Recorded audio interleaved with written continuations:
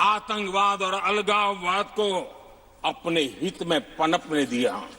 जिस कांग्रेस ने north east को हिंसा, अलगाव और पिछड़ेपन में धकेल दिया, जिस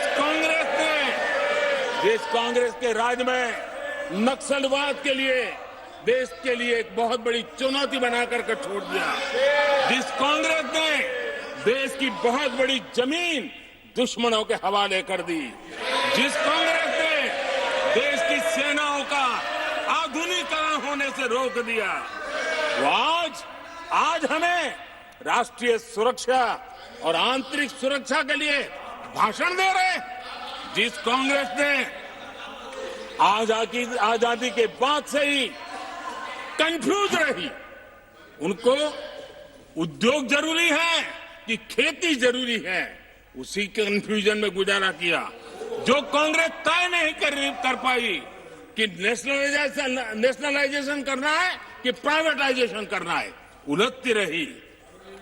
जो कांग्रेस 10 वर्ष में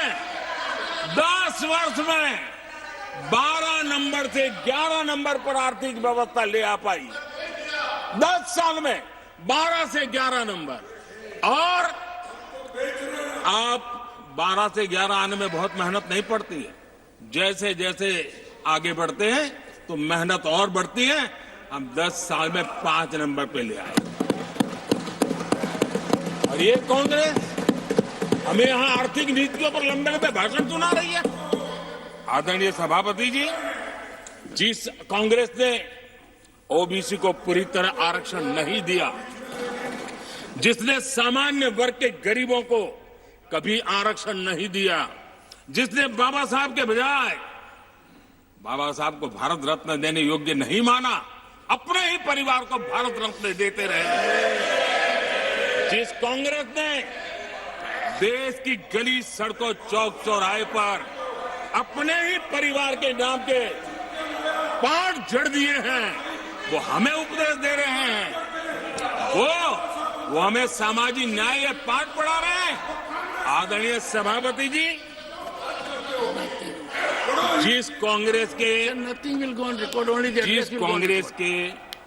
अपने नेता की कोई गारंटी नहीं है, अपनी नीति की कोई गारंटी नहीं है, वो मोदी की गारंटी पर सवाल उठा रहे हैं।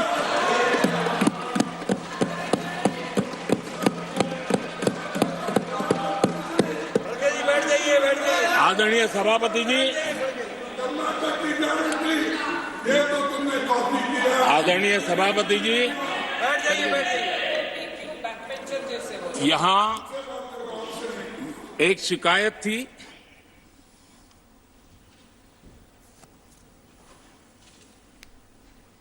और उनको लगता है कि हम ऐसा क्यों कहते हैं, हम ऐसा क्यों देख रहे हैं।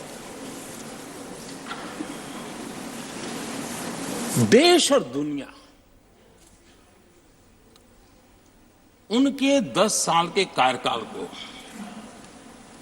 ऐसे क्यों देखती थी? देश क्यों नाराज हो गया?